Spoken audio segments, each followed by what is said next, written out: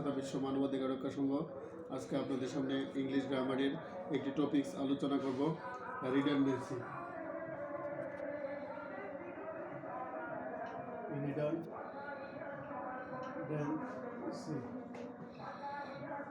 একই কথার অর্থসম্পূর্ণ একাধিক ওয়ার্ডের পুনরাবৃত্তি, বাংলাতে এটাকে বাহুল্য দোষ বলে। সেন্টেন্স গঠনের জন্য এটি একটি অপ্রয়োজনীয় অংশ বলে এটাকে বাদ দিতে হয়। সাধারণত noun, pronoun, verb, adjective, preposition বা কোনো ফ্রেজ এর রিডান্ডেন্সি হয়ে থাকে, যেমন actual, true, experience, fact. Correct, experience অথবা ফ্যাক্ট। অ্যাকচুয়াল,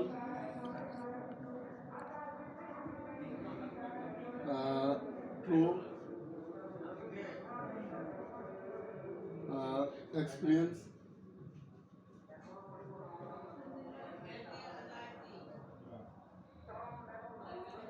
ফ্যাক্ট, এগুলো একই ওয়ার্ড। যদি কোনো বাক্যে ব্যবহার করতে হয় তাহলে স্বতন্ত্রভাবে ব্যবহার করতে হবে। এক্সপিরিয়েন্স, ফ্যাক্ট,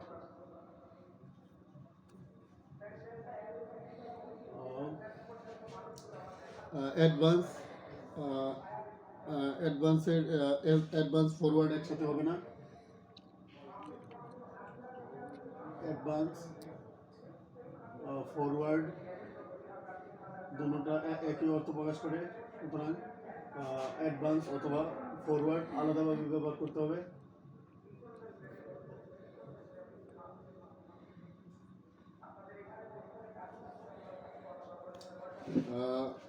তেমনি at the present time use না হয়ে অ্যাট প্রেজেন্ট হবে। এউইট ফর বা উইট ফর। ক্লোজ প্রক্সিমিটি না হয়ে প্রক্সিমিটি হবে। প্রক্সিমিটি তো নিকটে, ক্লোজ হতে নিকটে। ক্লোজ প্রক্সিমিটি না হয়ে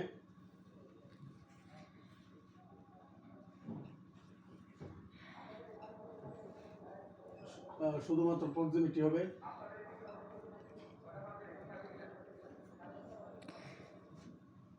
রিডান্ডেন্সি হচ্ছে কোনো সেন্টেন্সে একই অর্থ সম্পূর্ণ একাধিক ওয়ার্ডের পুনরাবৃত্তি। সুতরাং ইংলিশ লিটারেচার বা ইংলিশ রিটেনের জন্য রিডান্ডেন্সি মুক্ত থাকতে হবে। এন্ড রেজাল্ট না হয়ে শুধুমাত্র রেজাল্ট হবে।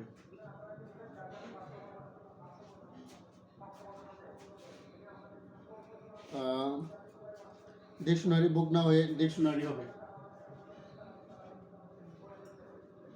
ডিকশনারি বুক না হয়ে ডিকশনারি হবে।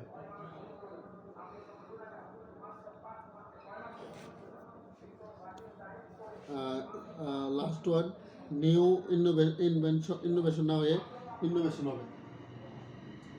নিউ ইনোভেশন না হয়ে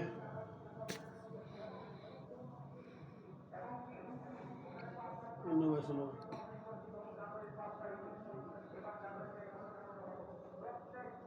রিডান্ডেন্সি মানে একই ওয়ার্ড ঘন ঘন ব্যবহার করা, পুনরায় ব্যবহার করা, এগুলো হলো রিডান্ডেন্সি। সুতরাং তোমরা যারা ঢাকা বিশ্ববিদ্যালয়, চট্টগ্রাম বিশ্ববিদ্যালয়, বাংলাদেশ প্রকৌশল ও প্রযুক্তি বিশ্ববিদ্যালয়, অক্সফোর্ড বিশ্ববিদ্যালয়, কেমব্রিজ বিশ্ববিদ্যালয়, ব্রিটেন, আমেরিকা, রাশিয়া, কানাডাতে পড়াশোনা করতে যাবে,